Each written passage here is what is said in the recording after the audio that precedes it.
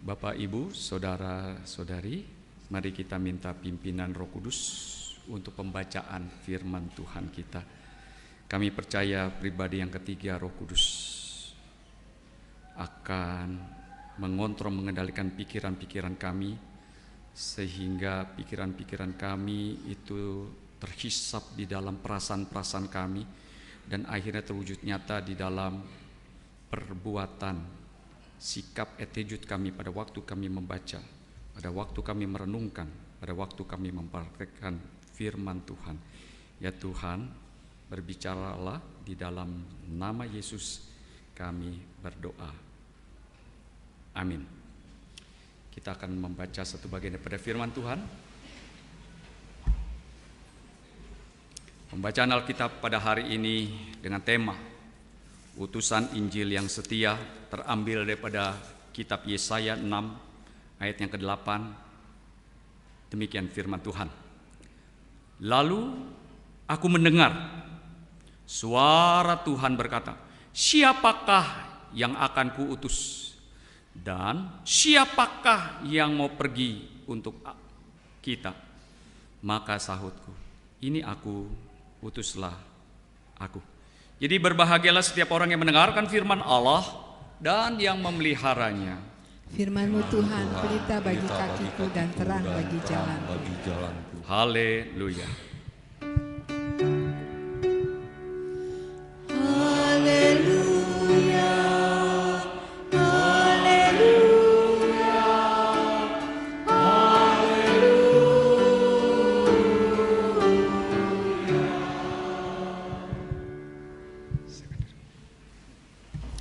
Shalom Bapak Ibu, Saudara-saudari yang dikasihi Tuhan.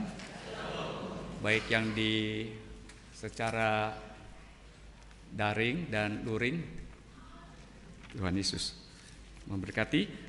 Salam daripada jemaat, majelis dan hamba Tuhan daripada Gereja Kristus Jemaat Ketapang kepada segenap Gereja Kristus Bogor ya. Bapak, Ibu, Saudara-saudara yang dikasihi Tuhan. Pada saat kita membaca satu bagian firman Tuhan ini, saya tidak tahu bagaimana Bapak Ibu meresponi. Saya tidak tahu siapa yang menerima baptisan Roh Kudus begitu ya, dan akhirnya menjadi anggota Gereja Kristus Bogor. Ada yang sudah 50 tahun? Ada ya, baik. 45, 40, yang di YouTube nggak kelihatan. 35. Ada satu lagu ya yang mengingatkan kepada saya dan Bapak Ibu. Setelah dirimu diselamatkan, jadilah saksi. Cuma 1, 2. Saya ulang ya. Sesudah dirimu diselamatkan, jadilah saksi. Oke. Cahaya hatimu jadi terang, jadilah saksi. Tujuan hidupmu jadi nyata, jadilah saksi. Nyanyi mau bagus ya. Pertanyaannya sekarang, berapa banyak yang kita ketemu dengan orang-orang lalu kita beritakan Injil? Nanti pakai WA ya. Ini ada teks, running text 0818877347. Ya, jadi saya bisa tahu. Nah, Bapak Ibu, Saudara-saudara, ada satu kisah seorang misioneri yang namanya Erik Land. Dia dari Swedia. Dia merasa pada waktu dia beribadah lalu dia tahu bahwa Tuhan akan memanggil dia menjadi utusan Injil. Lalu ternyata dia di dalam pergumulan doanya, lalu dia tahu bahwa dia akan dikirim Tuhan untuk ke Spanyol. Lalu dia mempersiapkan diri, dia berlatih dengan seksama, bahkan belajar bahasa Spanyol. Lalu akhirnya setelah itu dia diutus ya. Itu dia pergi di masa dekade 1890.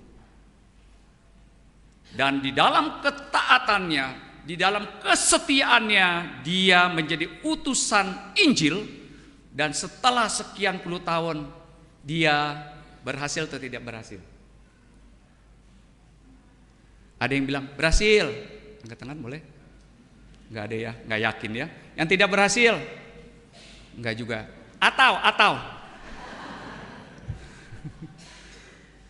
ya, paling aman atau ya. Saya juga bilang begitu gitu ya.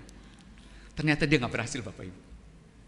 Di tengah-tengah keputusasanya dia tetap, Tuhan, saya kok yakin Tuhan sudah memanggil saya, Tuhan saya tahu, tapi saya tahu juga saya tidak akan stop dan saya tetap akan setia kepadamu. Ya, di tengah-tengah keputusasaan itulah, di tengah-tengah dia tidak lagi bisa mengandalkan dirinya, maka dia pada waktu itu datang satu orang perantau dari Filipina, namanya Braulio Mamika. Dan di situ dia pada waktu dia beritakan Injil, Mr. Braulio itu percaya. Dan bukan hanya percaya, dia minta dibaptis. Lalu setelah dibaptis, lalu dia bilang, Pak Erik, mau gak ikut saya? Saya lahir besar di satu daerah Filipina, itu daerah Iloilo. Ya, Bapak Ibu mungkin nggak tahu dari Iloilo ya gitu ya. Tapi kalau kita suka nyanyi bahwa dari Pulau W sampai, dari Miangas sampai Pulau Roti. Miangas itu tetangga daripada Iloilo, begitu ya. Dan mereka pakai bahasanya Ilonggo, bukan Tagalog, begitu ya. Saya dengar istrinya Pendeta Andreas orang Filipina ya. Ada di sini? Nggak ada ya. Jadi singkat ceritanya akhirnya Pak Erik ikut, dan di sana dia melayani dengan Mr. Braulio itu, dan banyak orang yang diselamatkan. Dan akhirnya ada satu gereja yang besar di sana, yaitu gereja baptis. Dan itu tersebar, Bapak Ibu. Karena dia merasakan bahwa kalau saya menjadi utusan Injil, saya akan tetap setia dan saya selalu mengandalkan Tuhan. Tetapi firman Tuhan kita dikatakan begini, di Yesaya pasal yang ke-6 ayat yang pertama, pada tatinya tahun Raja Usia. Apa maksudnya? Kenapa harus ada tulisan itu, Bapak Ibu Saudara-saudara? Karena ternyata selama itu Yesaya punya andalannya adalah Raja Usia. Raja Usia itu berkuasa bukan hanya setahun 2 tahun, tetapi 50 tahun, Bapak Ibu. Di dalam masa mudanya 16 tahun dia diangkat jadi raja, dia menyerahkan hidupnya untuk Tuhan, maka di situ Tuhan membuat dia berhasil dan keluar kekuasaannya melebar dan merebar. Bukan hanya kerajaan utara, tetapi dia sudah merambah ke kerajaan utara dan bahkan negara-negara sekitarnya, dan mereka takluk. Maka di situ Raja Usia mulai merasa hebat. Lalu akhirnya dia tidak tahu diri, Bapak Ibu. Karena apa? Pada suatu ketika dia pengen masuk ke bait Allah, lalu dia mau ngambil daripada ukupan itu, dia mau persembahkan. Dia jadi sekarang bukan hanya raja yang berdaulat, tetapi juga dia mau jadi imam. Dan di situ imam-imam langsung menolak dia. Tetapi dia powerful pada waktu itu. Siapa yang bisa mencegah dia? Lalu pada waktu dia mempersembahkan ke mezbah bakaran, lalu Tuhan menghantam dia dan akhirnya dia kena kusta. Lalu setelah itu diusir keluar dan dia dikucilkan dan hidup merana sendiri, tidak ada orang yang menemani. Nah, disitulah Yesaya yang tadinya punya harapan bahwa dia punya raja yang mendukung dia di dalam pelayanan, sekarang pupus dan hilang harapan, begitu loh. Jadi pada waktu tahun matinya Raja Usia, dia, artinya Yesaya, lagi masuk ke dalam bait Allah, lalu dia mau berbagi cerita, dia mau curhat. Ya, kalau bahasa anak muda curcol, begitu loh. Lalu pas waktu dia lagi mau berbagi cerita, lalu dia dapat visi yang kaget dan luar biasa. Karena pada waktu itu dia merasakan bahwa raja usia ini hebat luar biasa. Tetapi sekarang dia bertemu dengan raja di atas segala raja, raja alam semesta. Maka dia melihat pemandangan bahwa bait Allah pun tidak sanggup untuk Allah itu hadir di situ. Bahkan hanya juntai jubahnya di situ. Di situ dia tertegun. Belum habis rasa terpesonanya, terkaget-kagetnya, terkagum-kagumnya. Lalu ada malaikat. Lalu dia mengangkat satu pujian. Kados, kados, kados, Adonai Elohim Sebaot, Adonai Elohim Sebaot, yang artinya kudus, kudus, kuduslah Tuhan, Tuhan semesta alam. Pada saat itu juga Yesaya terpekur, lalu dia jatuh tertunduk, lalu dia berkata, celakalah aku. Wow, Bapak Ibu, saudara-saudara dikasih Tuhan. Pertanyaannya sekarang buat kita gitu ya. Berapa lama Bapak Ibu dan saudara-saudara masuk ke gereja, berapa kali berasa bahwa Tuhan hadir di tempat ini? 1 kali? 2 kali? Atau kapan terakhir saya pas waktu beribadah, saya encounter dengan Tuhan, saya berjumpa dengan Tuhan, saya bow down kepada Tuhan? Ayo. Terima kasih manggut-manggutnya ya. Oh Bapak Ibu, ini penting Bapak Ibu. Saya dan Bapak Ibu harus satu amazed pada waktu saya bisa masuk ke gereja. Kalau bukan Tuhan yang menuntun saya, lead saya untuk beribadah, ya berarti saya sudah ada di tempat yang lain dan mungkin saya sudah mati. Ada gak kesadaran itu loh Bapak Ibu, pada waktu kita masuk ke dalam tempat ibadah ini, saya akan berjumpa dengan Tuhan. Makanya tadi pertanyaan saya begitu ya, sudah berapa kali, berapa lama Bapak Ibu beribadah tapi bertemu dengan Tuhan? Ayo coba. Kalau ini ada yang salah nih di dalam sikap kita beribadah. Dan yang kedua, pada waktu Yesaya melihat kemuliaan Tuhan, pada waktu Yesaya melihat Allah, the Lord of Hosts itu, host itu sebetulnya susah untuk diterjemahkan di dalam, tapi bahasa aslinya begini loh. Dia adalah panglima tentara. Bayangkan Bapak Ibu Saudara, satu malaikat bisa matiin puluhan ribu enggak? Dan ini panglimanya Tuhan. Gitu loh. Maka pada waktu Yesaya melihat itu, dia langsung prostrate, jatuh dan tersungkur. Lalu dia menyadari dirinya, aku manusia celaka, aku najis bibir, dan aku tinggal di antara orang yang najis bibir.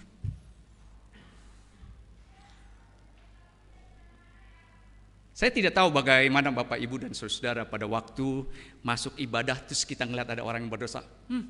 Orang berdosa tuh ada di situ. Gitu loh. Di sini mah nggak ada ya. Ya. Bukankah saya dan Bapak Ibu dan saudara-saudari, kita jangan sama. Pada waktu kita beribadah masuk ke bait Allah, seperti Tuhan Yesus ceritakan dua. Yaitu pemungut cukai, satu lagi siapa? Orang Farisi. Orang Farisi pada waktu masuk itu dia merasa bahwa dirinya hebat. Lalu dia bilang, Tuhan, lihatlah saya. Saya puasa Senin dan Kamis. Saya memberikan persembahan. Saya tidak pernah lupa untuk membacakan firman Tuhan. Begitu loh. Saya. Begitu. Tetapi justru the other hand, the other word, ada seorang pemungut cukai yang mukul-mukul dadanya. Masuk pintu aja gak berani loh Bapak Ibu. Pernah ngelihat ada jemaat ragu-ragu masuk ke situ? Enggak ya, di sini hebat semua ya. Masuk aja. Orang saya orang suci. Ragu-ragu, aduh Tuhan. Terus saya nggak tahu loh. Tadi nyanyi, selidiki aku, lihat hatiku, apakah ku sungguh mengasihimu, Yesus. Permisi nanya, berani diselidikin Tuhan?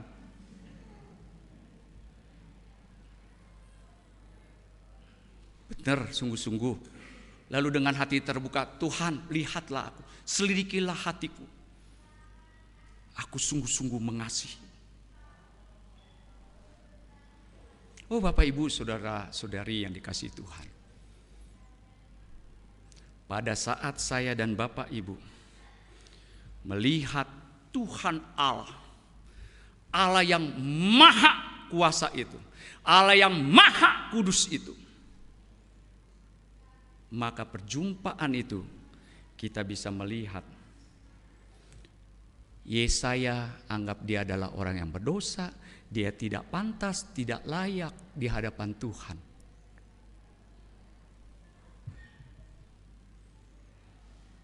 Mari kita pikirkan sejenak, Bapak Ibu saudara dan saudari dikasihi Tuhan. Apakah ketidakberlayakan itu masih ada pada diri saya pada waktu kita beribadah? Makanya saya senang tuh ya, di dalam tata ibadah kita ada pengakuan dosa. Karena apa? Saya hamba yang berdosa. Tadi saya ngobrol dengan Pak Jono, mana tuh Pak Jono? Di antara orang yang berdosa, sayalah yang paling berdosa. Karena hamba Tuhan harus begitu. Paling berdosa. Itu memunculkan satu self awareness daripada kami ini hamba Tuhan, bahwa kepekaan kami harus dekat sama Tuhan. Dan tidak ada yang bisa disembunyikan lagi kalau di hadapan Tuhan.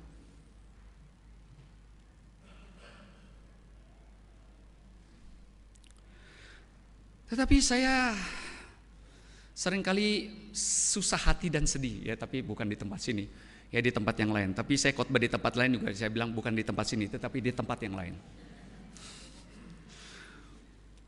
Di dalam Taokeo Hui, bahasanya keren ya, Taokeo Hui, atau Biston setiap Rabu begitu ya, ada persekutuan doa Rabu malam.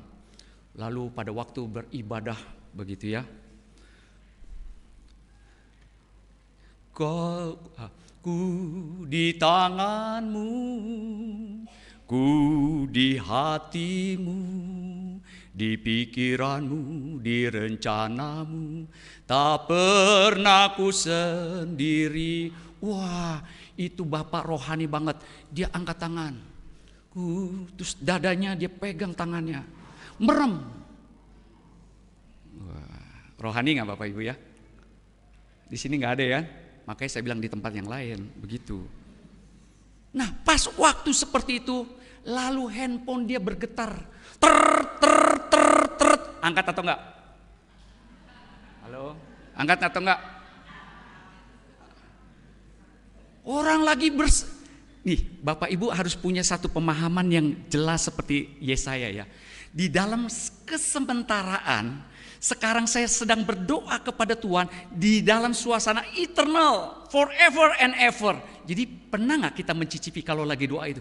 Di dalam kesementaraanku Tuhan, aku sekarang berhadapan dengan Tuhan yang maha kuasa, maha mulia itu. Dan di dalam kekekalan, kekal abadi dan selama-lamanya, kita mencicipi yang namanya eternal itu. Mana yang lebih penting? Ter atau ku di tanganmu, ku di hatimu. Dia masih dia masih tahan. Tapi waduh, ini nggak bisa nih, pasti penting nih. Mana yang lebih penting? Bertemu dengan Tuhan, aku angkat telepon. Terima kasih senyumnya ya, yang atas. Senyum semua di sini, saya senang sekali. Dia masih bertahan, Bapak Ibu. Tapi tetap bunyi lagi, wah ini pasti penting, nggak enak kalau nggak diterima. Pas dia buka, dia kaget, wah ini bos laupan, konsilang, kurang apa lagi, wah order gitu ya, langsung dia lari keluar, langsung siap, oh iya siap, dan bener order. Waduh Bapak Ibu, Mana yang lebih penting, bertemu dengan Tuhan atau bertemu dengan yang itu, Bapak Ibu? Tuhan ya, bahasanya kan baik ya, Tuhan. Tapi kalau nggak diangkat, cuannya hilang nggak? Bisa hilang. Ngeri ya Bapak Ibu ya. Emangnya enak, siapa suruh percaya Tuhan dan ikut Tuhan? Oh Bapak Ibu, saudara-saudara yang dikasihi Tuhan, saya dan Bapak Ibu dan saudara-saudari diingatkan, ada nggak bahwa Tuhan yang pertama dan utama, first thing first?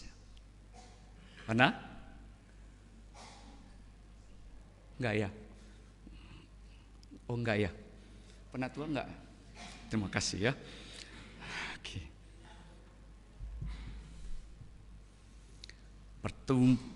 Encounter dengan Tuhan, perjumpaan dengan Tuhan membuat Yesaya menyadari keberdosaannya.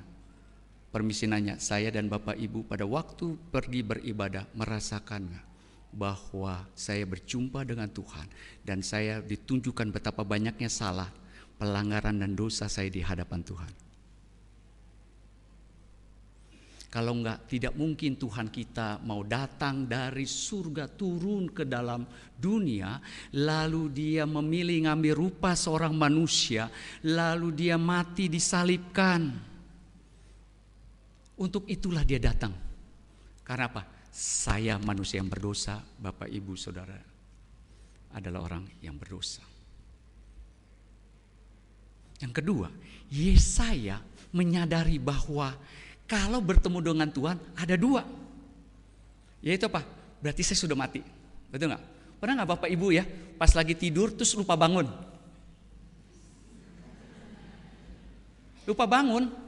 Terus orang-orang sekitarnya kita melihat satu pemandangan, Ma, bangun, Ma, bangun. Pernah? Gak pernah ya?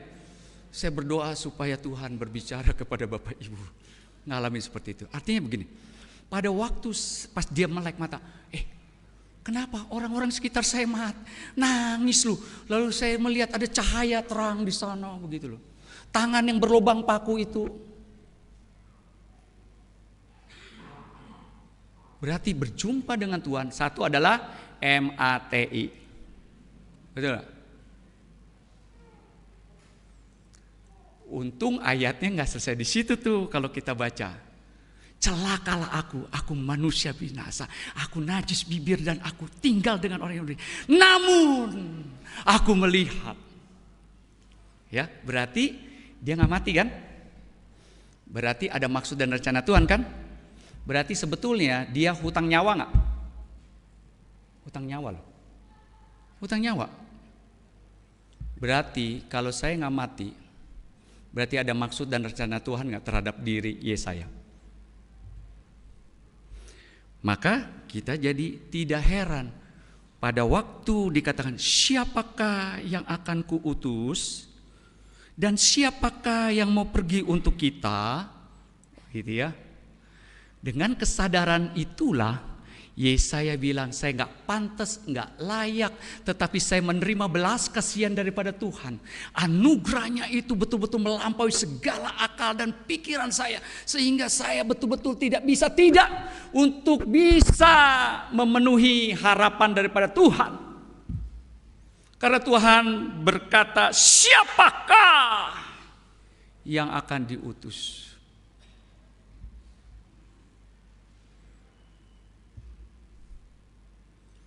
Siapa yang diutus Bapak Ibu, saudara-saudara? Dan kita selalu berharap ya, hamba Tuhan. Dia akan diutus ya, namanya juga hamba Tuhan. Kalau begitu Bapak Ibu, hapunten. Bapak Ibu kalau bukan hamba Tuhan, hamba siapa?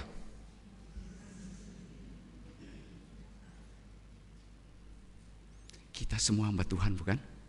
Cuman memang ada yang ya terstruktur gitu ya.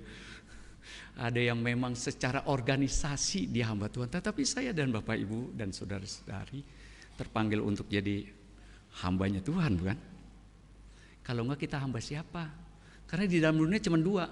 Kamu hamba Tuhan atau hamba hantu. Kok hantu? Hantu, hantu, hantu, hantu. Saya sebut Tuhan atau hantu? Saya ulang ya. Hantu, hantu, hantu, hantu. Tuhan, Tuhan, Tuhan, Tuhan.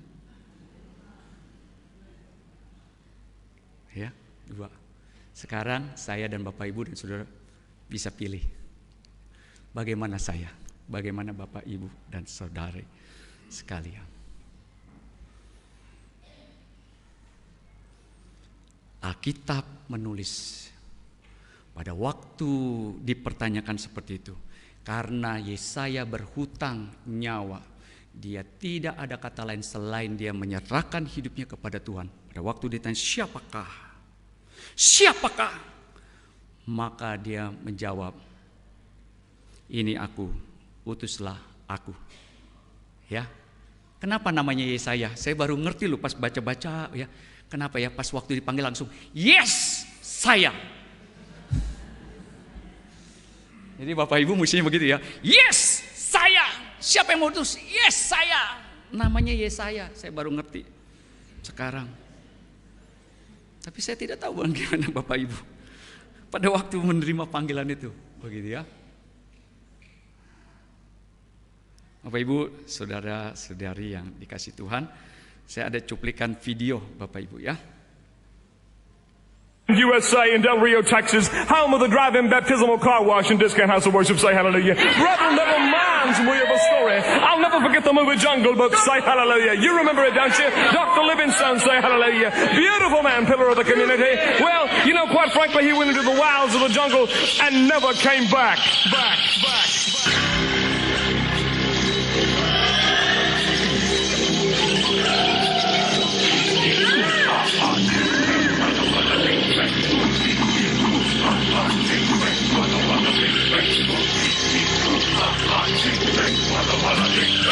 Oh Lord, I am your willing servant. You know that I have been for years. I'm here in this pew every Sunday and Wednesday. I've stained it with many a tear. I've given you years of my service. I've always given my best, and I've never asked you for anything much. So Lord, I deserve this request. Please don't send me to Africa. I don't think I've got what it takes. I'm just a man, I'm not a Tarzan. Don't like lions, gorillas, or snakes. I'll serve you here in suburbia in my comfortable middle-class life.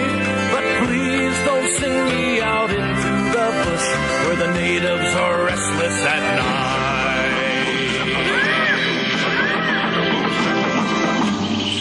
I'll see that the money is gathered.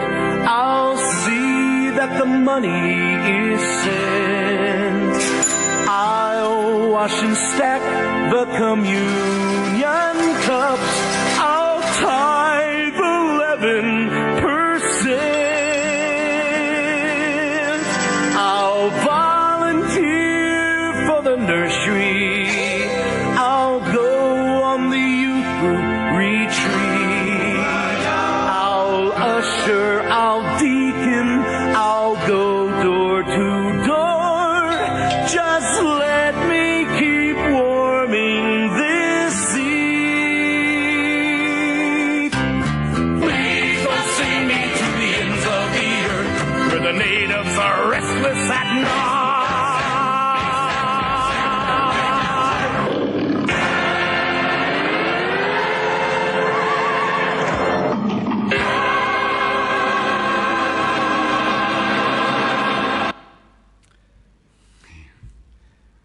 Sudah, lihat fokus ke sini. Bapak Ibu, yang menulis lagu itu dia struggle. Dia bergumul bahwa Tuhan kirim dia ke Afrika. Tapi dia tahu konsekuensinya. begitu ya. Bukan hanya I will do my best, tetapi dia harus sampai next level, yaitu whatever it takes. Dengan segala resiko yang ada, aku tahu aku akan mungkin mengalami aniaya, aku akan mengalami kesulitan, tetapi itu sudah dilakukan oleh Tuhan Yesusku. Dia datang ke dunia, dia mati bagi kita, disalibkan, dicemooh. Suffering itu menjadi bagian daripada kita sebagai orang yang percaya, Bapak Ibu. Saya tidak tahu Bapak Ibu tadi di situ ya. Saya dan Bapak Ibu dan saudara dan saudari lebih enak bangku ini kita panasin doang kan? Dan kita masuk ke dalam zona comfort zone, zona nyaman. Dan saya tidak akan mau keluar karena apa? Saya sudah pewek, posisi wenak. Saya sudah mager, males gerak. Dan saya gak mau keluar karena kalau keluar sudah nyaman kok, mau ngapain lagi sih? Ngapa sih harus seperti itu? Tetapi saya harus beritakan firman Tuhan kita hari ini tetap, siapakah yang mau kuutus? Siapakah yang mau pergi untuk kita?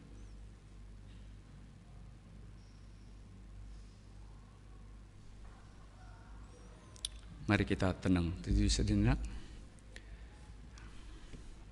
Dan saya mau merenungkan buat Bapak Ibu dan saya sendiri. Bukan karena kebaikan kita, bukan karena fasilitas kita, bukan karena kekayaan kita. Kita dipilih untuk menjadi orang yang percaya, bukan. Tetapi juga kita dipanggil olehnya. Itu bukan karena kecakapan kita, bukan karena baik rupa kita, bukan karena kelebihan. Tetapi kalau saya dipanggil, saya tahu saya akan dipakainya. Mari kita tenang, teduh sejenak, periksa hati dan pikiran kita. Bukan karena kebaikanku, bukan karena fasilitasku, bukan karena kekayaanku, ku dipilih, ku dipanggilnya. Bukan karena kecakapanku, bukan karena baik rupaku, bukan karena kelebihanku, ku dipanggil, ku dipakainya. Bila aku dapat, itu karenanya. Bila aku punya semua daripadanya, semua karena anugerahnya diberikannya pada kita. Semua anugerahnya bila kita dipakainya, dipakainya. Mari Bapak Ibu, di dalam saat teduh ini, saya tahu ada beberapa orang yang bergumul dan Tuhan tahu, dan Engkau pun tahu. Tetapi berapa lama Kau tidak mau bergerak, tidak mau keluar daripada zona nyaman. Dan itu membuat saya dan Bapak Ibu dan saudara-saudari susah, bukan? Tetapi demi kemurahan Tuhan, demi anugerah yang Tuhan sudah berikan, kita adalah orang-orang yang berhutang nyawa. Berarti kita adalah orang-orang yang berhutang Injil. Maka kalau saya dan Bapak Ibu dan saudara-saudari diutus oleh Tuhan memberitakan Injil Tuhan, mari kita tetap setia. Amin.